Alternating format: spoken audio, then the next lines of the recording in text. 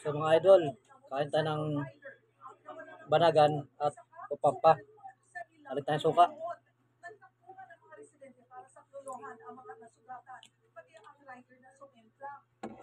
Ito banagan.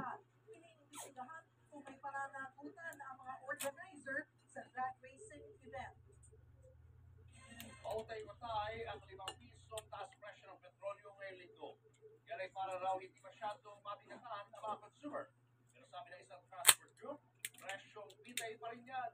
Nasa buwan tayo na balitang yan si Gerard de la Peña. Sa gerang Israel at Iran, sumali na rin ang Amerika. Hindi man tayo direktang apektado niyan. Umaabot ang permisyon nito sa ating kalsada. Dumara ng in-export ng crudo ng mga bansang miyembro ng Organization of the Petroleum Exporting Countries tulad ng Saudi Arabia, Iran, United Arab Emirates at iba pa sa Strait of Hormuz. 20% ng global demand sa langis ang dumaraan dito. Pero matapos ang pag-atake ng US sa Iran, posibleng ipasara ang Strait of Hormuz.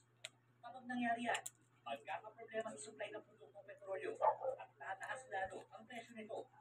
Sa ngayon, wala pa naman daw problema sa supply.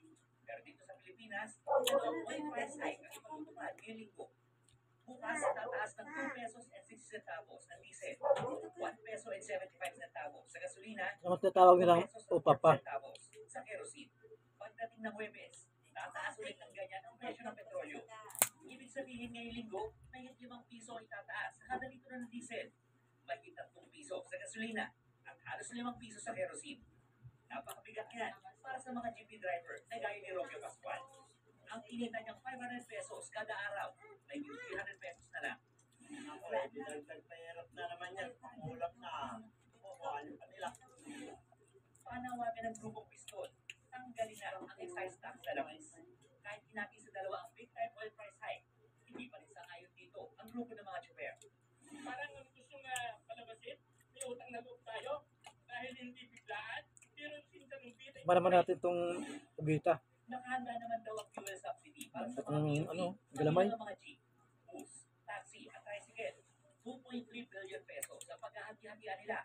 Pero sisimulan niyang ipamigay kapag sumampa sa $80 per barrel ang presyo ng langis sa pandaigdigang merkado. Kasalukuyan na itong nasa $76 per barrel. Kahit malaki ang itataas ng presyo ng petrolyo ngayong linggo, malabo pa rin aprubahan ang dagdag na piso sa pasahe sa jeepney. Bilang tulong sa mga commuter, tinitingnan ang pagbibigay ng libreng sakay sa mga bus sa Metro Manila, Cebu at Davao. Nagbabalita mula sa frontline, Gerard de la Peña, News 5.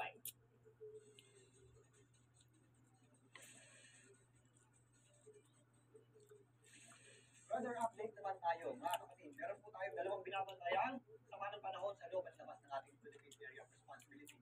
Ito pong mas malayo ay ang tropical storm, Sepak, na huling namataan ng pagkasa sa layong around 2,330 kilometers east northeast ng Extreme Northern Luzon. Yan nga po ay nasa tropical storm category. May tanglay na lakas na hangin ng 65 kilometers per hour. Malapit sa kanilang gitna. Minsan may mga panggusos umabot sa 80 kilometers per hour. Ito po ay hindi natin nakikita pumasok sa ating Philippine Area of Responsibility o maka-apekto sa anumang bahagi ng ating bansa. Yan po ay tutungo lamang dito sa southern portion ng Japan at wala nga pong apekto sa atin. Pero yan po ay bagyang hihila ng ating habagat or southwest.